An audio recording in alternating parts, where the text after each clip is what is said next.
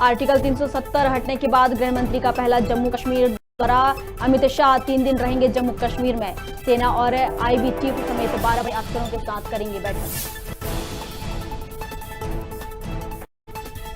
Petrol diesel के दाम लगातार चौथे दिन बढ़े। राजस्थान में पेट्रोल पहुंचा 120 रुपए लीटर के करीब। 23 दिन में 18 बार महंगा हो चुका है पेट्रोल।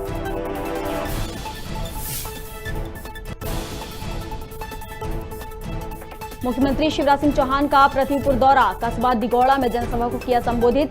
कहा बीजेपी का प्रत्याशी अपना आपका सेवक है।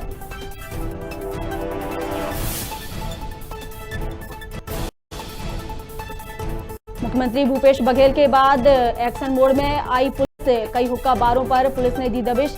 बार संचालकों के खिलाफ की गई कार्रवाई।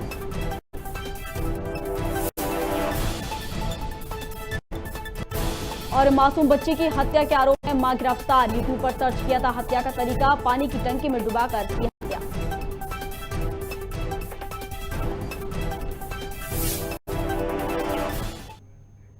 नमस्कार, खबर भारत देख रहे हैं आप। मैं हूं आपके साथ प्रियंका। चलिए बढ़ते हैं खबरों की ओर।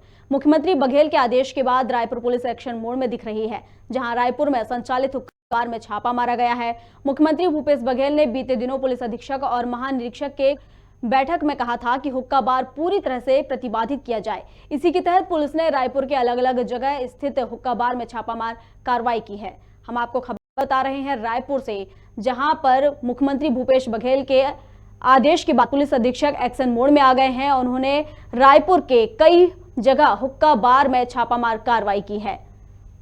बड़ी खबर रायपुर से, जहां मुख्यमंत्री भूपेश बघेल के आदेश के बाद इन दिनों पुलिस अधीक्षक और महानिरीक्षक और इस पर अधिक जानकारी के लिए रायपुर से हमारे साथ प्रतीक बहेरा जुड़ गए हैं, हमारे संवाददाता। प्रतीक, रायपुर में पुलिस एक्शन मोड में दिखाई दे रही है। कई जगह हुक्का बारों पर छापेमार कार्रवाई की गई है, क्या है अधिक जानकारी? जी, मैं बता दूं, बीते कल पुलिस अधीक्षक महानिरीक्षक की कॉन्फ्रेंस में छत्तीसगढ़ के मुख्यमंत्री भूपेश बघेल ने साफ तौर पर कहा था कि हुक्का बार पूर्ण तरह से प्रतिबंधित हो। इसके बाद रायपुर पुलिस एक्शन मोड में दिखी और बीते रात रायपुर स्थित हुक्का बारों में छापेमारी की कार्यवाही कर हुक्का के सामानों को जब्त किया है। जी, कितने हुक्का बारों पर कार्रवाई की गई है? जी, बता दूं, रायपुर स्थित कई हुक्का बारों पर छापेमारी कार्रवाई की गई है। निश्चित आंकड़ा तो अभी तक नहीं मिल पाया है। जी, तो क्या संचालकों पर अभी कोई कार्रवाई की गई है? जी, निश्चित तौर पे हुक्का बारों पर कार्रवाई की गई है, तो संचालकों पर ही कार्रवाई की गई है। जी, प्रतीक, आपका बहुत बहुत शुक्रिया हमारे साथ जुड़ने के लिए।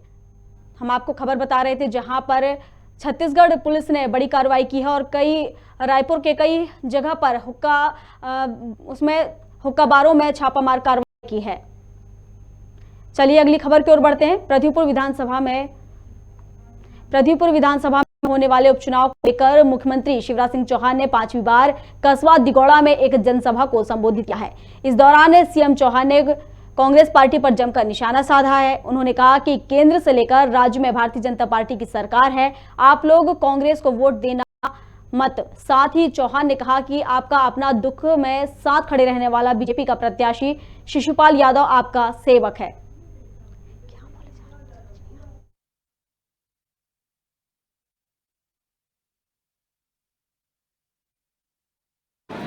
मोदी जी के प्रति विश्वास है और यहाँ भी जन कल्याणकारी योजना और विकास जो भारतीय जनता पार्टी ने किया है, उसी के कारण भारतीय जनता पार्टी को जन समर्थन मिला और हम जीते। इसमें बेरोजगारी काफी फैली हुई है, आप लोगों ने बेरोजगारी का मुद्दा है इसको आपकी जानकारी में है, हमने अभी 30,000 तो नौकरियां शिक्षा विभाग में, 8,000 स्वास्थ्य विभाग में, बाकी भी एक साल में 1 लाख के आसपास भर्ती की जाएगी। लेकिन केवल सरकारी नौकरी से काम नहीं चलेगा, इसलिए मुख्यमंत्री उद्यम क्रांति जैसी योजना, स्ट्रीट वेंडर जैसी योजना, उनमें भी अलग अलग लोन सब्सिडी और गारंटी लेके रोजगार के उद्यम प्रारंभ किया।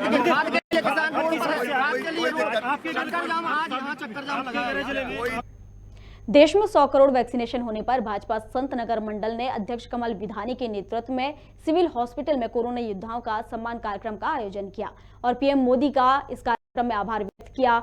कोरोना योद्धाओं में स्वास्थ्यकर्मी, पुलिसकर्मी, समाजसेवी, सफाई कर्मी से जुड़े योद्धाओं का सम्मान किया गया।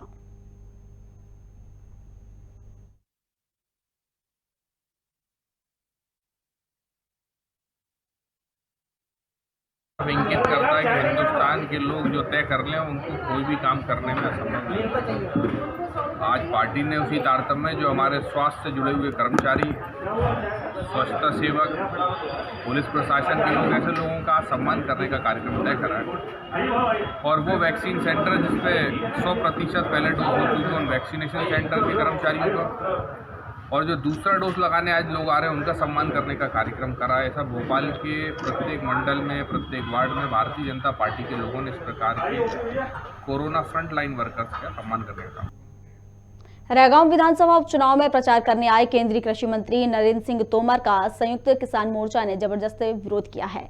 किसान मोर्चा के कार्यकर्ताओं द्वारा कृषि मंत्री को काले झंडे दिखाए जाने की भनक लगते ही भारी पुलिस बल चौराहे पर पहुंच गया और उनकी कोशिश को नाकाम करते हुए रोक दिया। वहीं किसान मजदूरों ने कृषि मंत्री नरेंद्र सिंह तोमर वापस जाओ के नारे भी लगाए।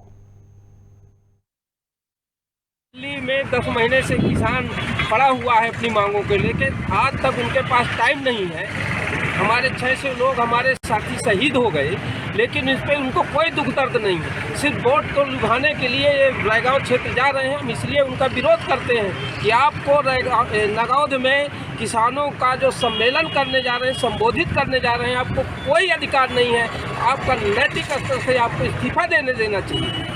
ये किसानों को संबोधित करने जा रहे हैं तो वहाँ के क्या किसान विरोध कर रहे हैं? नहीं, आज 144 धारा जब लागू है तो 144 धारा लागू होने की वजह से हम लोग कम इकट्ठा हुए हैं। यदि 144 हम कानून को पालन करते हैं, हम बीजेपी के सरकार जैसे लोग नहीं। जो झांसेबाजी करने जा रहे हैं कृषि मंत्री कृषि कानूनों को लेके कि लाभप्रद ये कृषि कानून है, ये लोगों को गुमराह करने जा रहे हैं। और जहाँ जहाँ ये सभा करेंगे, ये जो संयुक्त किसान मोर्चा कल से उन्हीं जगह सभा करेगा और किसानों को समझाएगा कि जो झांसे देके आए, ये झांसे वाली सरकार के झांसे वाली नहीं है। कृषि कानून से पूरे देश की अर्थव्यवस्था के साथ साथ पूरा कृषि बर्बाद हो रहा है। ये कृषि को बर्बाद नहीं होने देंगे। दिल्ली में 10 महीने से किसान पड़ा हुआ है अपनी मांगों को लेकर, आज तक उनके पास टाइम नहीं है। हमारे 600 लोग हमारे साथी शहीद हो गए, लेकिन इस पर उनको कोई दुख दर्द नहीं है। सिर्फ वोट को लुभाने के लिए ये रैगांव क्षेत्र जा रहे हैं। हम इसलिए उनका विरोध करते हैं कि आपको नगौद में किसानों का जो सम्मेलन करने जा रहे हैं, संबोधित करने जा रहे हैं, आपको कोई अधिकार नहीं है। आपका नैतिक स्तर से आपको इस्तीफा देना चाहिए। ये किसानों को संबोधित करने जा रहे हैं तो वहाँ के क्या किसान विरोध कर रहे हैं? नहीं, आज 144 धारा जब लागू है तो 144 धारा लागू होने की वजह से हम लोग कम इकट्ठा हुए हैं। यदि 144 हम कानून को पालन करते हैं, हम बीजेपी के सरकार जैसे लोग नहीं। जो झांसेबाजी करने जा रहे हैं कृषि मंत्री कृषि कानूनों को लेके कि लाभप्रद ये कृषि कानून है, ये लोगों को गुमराह करने जा रहे हैं। और जहाँ जहाँ ये सभा करेंगे, ये जो संयुक्त किसान मोर्चा कल से उन्हीं जगहों पर जाकर सभा करेगा और किसानों को समझाएगा कि जो झांसे देके आए, ये झांसे वाली सरकार के झांसे मारने की जरूरत नहीं है। कृषि कानून से पूरे देश की अर्थव्यवस्था के साथ साथ पूरा कृषि बर्बाद हो रहा है। ये कृषि को बर्बाद नहीं होने देंगे। भले ही प्रदेश सरकार छत्तीसगढ़ के हर घर राशन पहुंचाने की बात कर रही है ताकि कोई गरीब भूखा न सोए, लेकिन शासन की योजना पर पलीता लगाने में पीडीएस संचालक कोई कसर नहीं छोड़ रहे हैं। देखिए ये रिपोर्ट।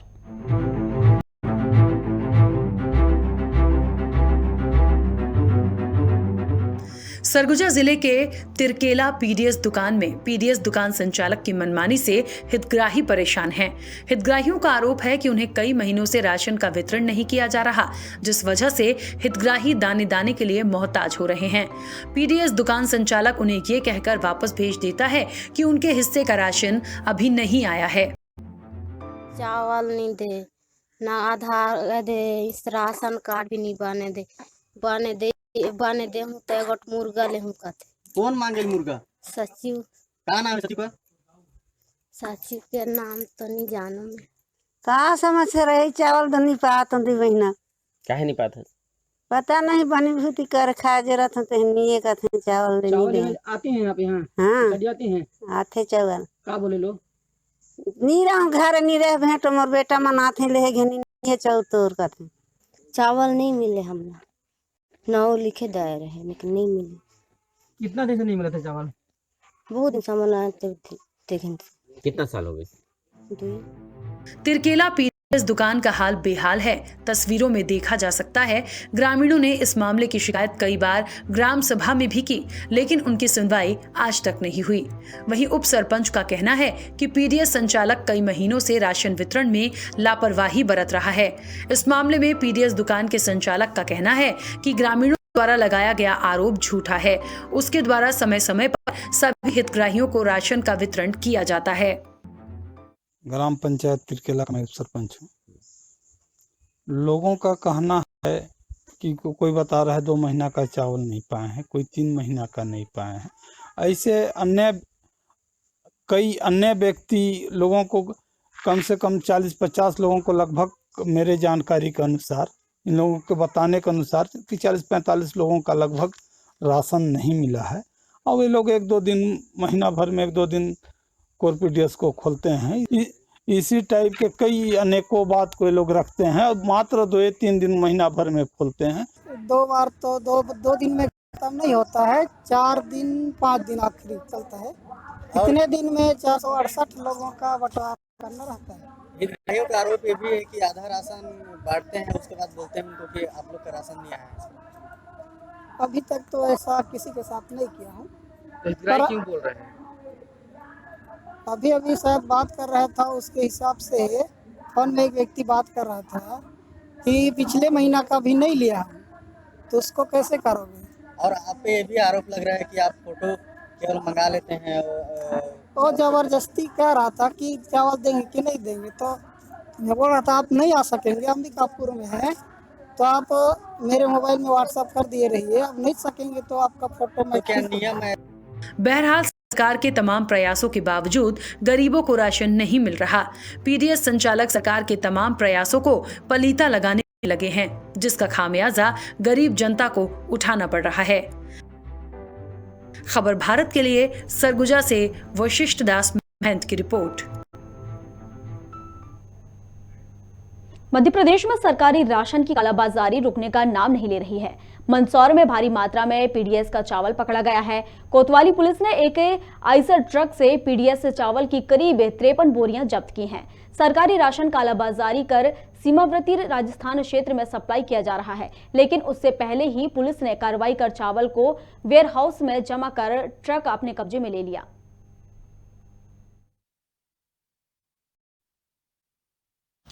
आज टीम कोतवाली को सूचना मिली थी कि राशन के चावल की कालाबाजारी की जा रही है और उसे राजस्थान तरफ सप्लाई किया जाता है। सूचना पर 10 नंबर नाके के पास एक 407 गाड़ी को पकड़ा गया है, जिसमें 53 बोरियां चावल की थी। वजन कराने पर 53 कुंटल उसमें चावल निकला है, जो पीडीएस का होना पाया गया है। फूड ऑफिसर को साथ में लेकर के कार्रवाई की गई है।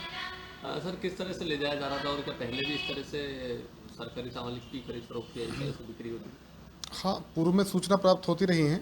पहले भी एक ऑटो में हमने पकड़ा था, अन्य थानों ने भी पूर्व में पकड़ा है और आज सूचना प्राप्त हुई थी, तो सूचना के आधार पर आज भी कार्रवाई की है। आगे किस तरह की कार्रवाई की जाएगी? आगे इसके सोर्सेज के पते लगाए जाएंगे। चूंकि अभी कार्रवाई जारी है, तो आगे जो तथ्य प्राप्त होते हैं उनकी विवेचना की जाकर विस्तार से कार्रवाई की जाएगी। अनाज जो राजधानी भोपाल में 7 नंबर बस स्टॉप के केंद्रीय विद्यालय में लापरवाही सामने आई है, जहां भोपाल सांसद साध्वी प्रज्ञा सिंह ठाकुर ने स्कूल का औचक निरीक्षण किया।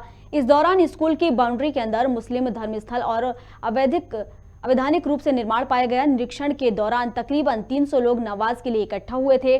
वहीं इस संबंध में स्कूल के प्रिंसिपल कोई सही, सटीक और कानूनी कारण नहीं बता पाए, जिस पर साध्वी ने सवाल उठाए हैं। 300 संख्या आज ये मुझे भी बड़ा आश्चर्य है। तो आपके नहीं, हमने सूचना करके हम आए हैं ना, नमाज पढ़ने वालों को सूचना करके हम आए हैं। बात करते हैं कुछ भी सामान्यतः लोग आते हैं, वो तो देखिए प्रत्यक्षम किम प्रमाणम, कोई आपने हटवा दी ना इनकी दुकान।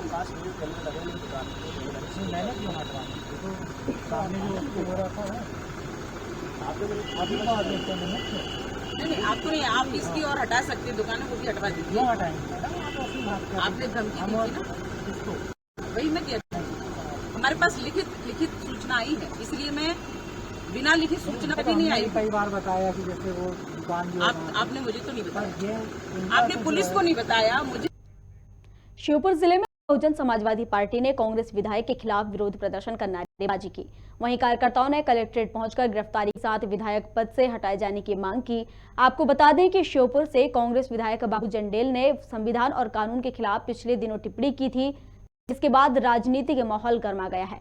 वहीं इस मामले पर विधायक अपने बयान से पलटते हुए नजर आ रहे हैं।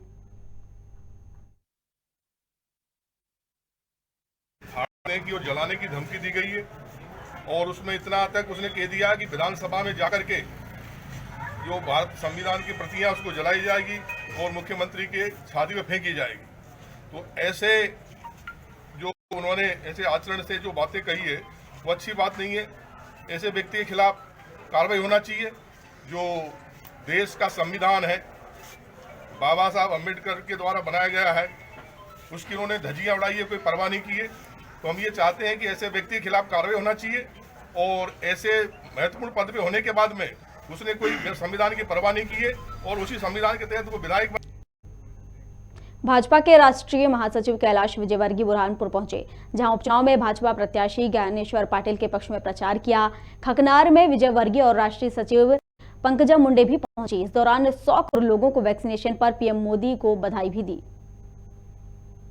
मेरे लिए बहुत गर्व की बात है कि देश के प्रधानमंत्री के नेतृत्व में 100 करोड़ लोगों का स्वास्थ्य का सुरक्षा कवच बना है। दुनिया में इतना बड़ा वैक्सीनेशन अभियान कहीं पर भी नहीं चला और निःशुल्क, वो भी हर गरीब को। तो मैं सबसे पहले देश के प्रधानमंत्री को, डॉक्टर्स को, पैरामेडिकल को, स्टाफ को और जितनी भी सामाजिक संस्थाएं जिन्होंने आगे बढ़कर इस महाअभियान में भूमिका अदा की है, इसमें बहुत सारे लोगों की जान बचाने का अभियान है। मैं समझता हूँ कि आज यदि हमें कोविड की तीसरी लहर नहीं आई है तो उसका सबसे बड़ा कारण है कि यह वैक्सीनेशन। तो एक बहुत बड़ा काम देश के प्रधानमंत्री के नेतृत्व में हुआ है। तो आपके माध्यम से देश के प्रधानमंत्री जी को भी धन्यवाद देना चाहता हूँ, सारे डॉक्टर्स, पैरामेडिकल। कांग्रेस कमेटी के प्रदेश प्रवक्ता अजय सिंह यादव ने उपचुनावों को लेकर भाजपा पर प्रशासन और मशीनरी का दुरुपयोग करने का आरोप लगाया है। उन्होंने कहा कि अधिकारियों और कर्मचारियों पर भाजपा उम्मीदवारों के पक्ष में काम करने के लिए भाजपा द्वारा दबाव डाला जा रहा है। साथ ही कांग्रेस के कार्यकर्ताओं पर झूठे मुकदमे दर्ज कराए जा रहे हैं। वहीं इस मामले पर यादव ने निर्वाचन आयोग को संज्ञान लेने के पक्ष में और निष्पक्ष चुनाव करने की मांग की है। मध्य प्रदेश के उपचुनावों में भारतीय जनता पार्टी सरकार द्वारा प्रशासन एवं सरकारी मशीनरी का बड़े पैमाने पर दुरुपयोग किया जा रहा है।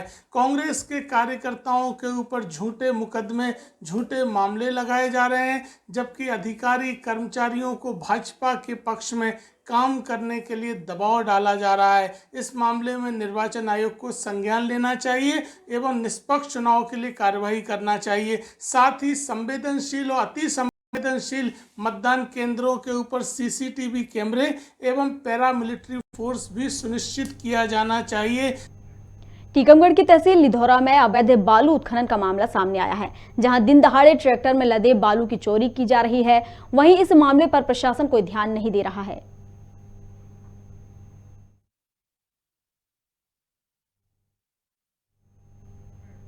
अन्य पिछड़ा वर्ग को लेकर कांग्रेस ने बीजेपी पर कई आरोप लगाए हैं, जिनका नगरीय विकास मंत्री भूपेंद्र सिंह ने जवाब दिया है। उन्होंने कहा कि कांग्रेस ने कभी भी किसी ओबीसी नेता को मुख्यमंत्री नहीं बनाया है, जबकि भाजपा की केंद्र में ओबीसी प्रधानमंत्री और मध्य प्रदेश में भी ओबीसी मुख्यमंत्री हैं। ओबीसी के मध्य प्रदेश के मुख्यमंत्री, ओबीसी के मंत्रिमंडल में कई सदस्य ओबीसी के, और देश में मंत्रिमंडल में अनेक सदस्य ओबीसी के। तो इस तरह से कांग्रेस ने तो कभी ओबीसी को पूछा ही नहीं, और ओबीसी के कल्याण के लिए, ओबीसी को आरक्षण के लिए कांग्रेस ने 50-60 साल देश में राज करने के बाद कभी काम नहीं किया। आज भारतीय जनता पार्टी ओबीसी के लिए, हमारे भारत सरकार ने ओबीसी तय करने के लिए राज्यों को अधिकार दिए, संविधान संशोधन करके हमारे मध्य प्रदेश में ओबीसी को 27% आरक्षण मिले। इसको लेकर सरकार पूरी ताकत से प्रयास कर रही है, पूरी मजबूती के साथ न्यायालय में पक्ष रख रही है, और भारतीय जनता पार्टी का यह मानना है कि ओबीसी को 27% आरक्षण मिलना चाहिए। जोवट विधानसभा में कांग्रेस के पूर्व मंत्री जयवर्धन सिंह ने लोगों से जनसंपर्क किया। वहीं लोगों ने सिंह को फूलमाला पहनाकर कर उनका स्वागत किया। वहीं मौके पर पूर्व कैबिनेट मंत्री और विधायक सुरेंद्र सिंह बघेल, कांग्रेस के युवा प्रदेश अध्यक्ष विक्रांत भूरिया और कांग्रेस कमेटी के मीडिया प्रभारी विक्की गोखल भी मौजूद रहे।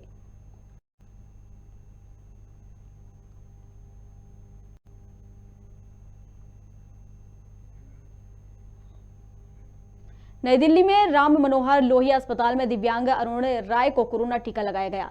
इस ऐतिहासिक मौके पर पूरे देश में खुशी की लहर दौड़ गई है। इस उपलब्धि पर रायपुर में एसडीएम धाम के वैक्सीनेशन सेंटर पर स्वास्थ्य कर्मियों का सम्मान किया गया। कमिश्नर दिनेश कोशरिया ने कहा कि मिलकर अच्छा काम किया है। साथ ही मितानियों स्वास्थ्य कर्मियों ने आम जनता को वैक्सीन के लिए जागरूक किया। उसी का नतीजा है कि आज हमने 100 करोड़ वैक्सीनेशन का लक्ष्य पूरा किया है।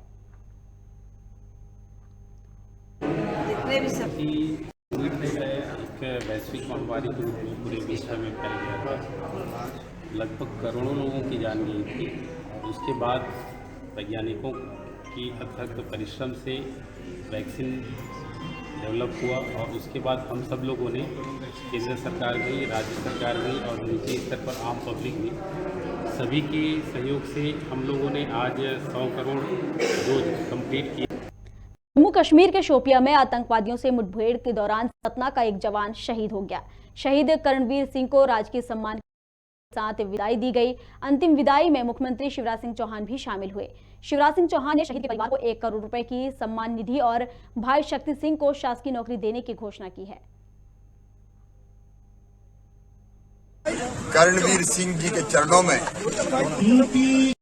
मैं अपनी ओर से और प्रदेश की 8.5 करोड़ जनता की ओर से श्रद्धा के सुमन अर्पित करता हूं। जिस दिन उन्होंने जन्म लिया, शायद भारत माता की सेवा के लिए सब कुछ न्योछावर करने के लिए जन्म लिया था और जन्म के दिन ही आतंकवादियों से लड़ते हुए 2 आतंकवादियों को ढेर करते हुए अंततः स्वयं भी भारत माता की रक्षा करते हुए शहीद हो गए। उन्होंने अपने पिताजी के, अपने माताजी के रवि प्रताप सिंह जी, वो भी आर्मी में थे, वो रिटायर हुए, ये सेवा में आए। इस परिवार को ही प्रणाम करता हूँ। नगरीय विकास मंत्री भूपेंद्र सिंह ने राजधानी भोपाल में महिला हाट बाजार में राजकीय स्तरीय सोन चिरैया आजीविका मिशन उत्सव का शुभारंभ किया है। उत्सव में शामिल मंत्री भूपेंद्र सिंह ने कहा कि स्व सहायता समूह के उत्पादों को सोन चिरैया ब्रांड के नाम से प्रदेश और देश में नई पहचान मिलेगी। उत्सव का आयोजन 22 से 31 अक्टूबर तक किया जा रहा है। इस उत्सव में महिलाओं द्वारा निर्मित कई उत्पादों की प्रदर्शनी और बाजार लगाया गया है। जो हमारा नगरीय विकास मंत्रालय है, शहरी आजीविका मिशन के अंतर्गत महिला स्व सहायता समूह बनाकर और महिला स्व सहायता समूह के माध्यम से उनके उत्पाद तैयार करके उनको एक अच्छा मार्केट मिले, उनकी ब्रांडिंग हो, इसलिए ये इस तरह का हाट बाजार का आयोजन किया गया है। सभी महिला बहनों को दुकानें उपलब्ध कराई गई हैं, शुरुआती सहायता उनको उपलब्ध कराई गई है और उसके बाद फिर बैंक से फाइनेंस हम लोग करवाते हैं। इस तरह से मध्य प्रदेश में लगभग 2.5 लाख महिलाएं शहरी क्षेत्र में आजीविका मिशन। खबर भारत में खबरों का सिलसिला जारी है। आप बने रहिए हमारे साथ और देखते रहिए खबर भारत।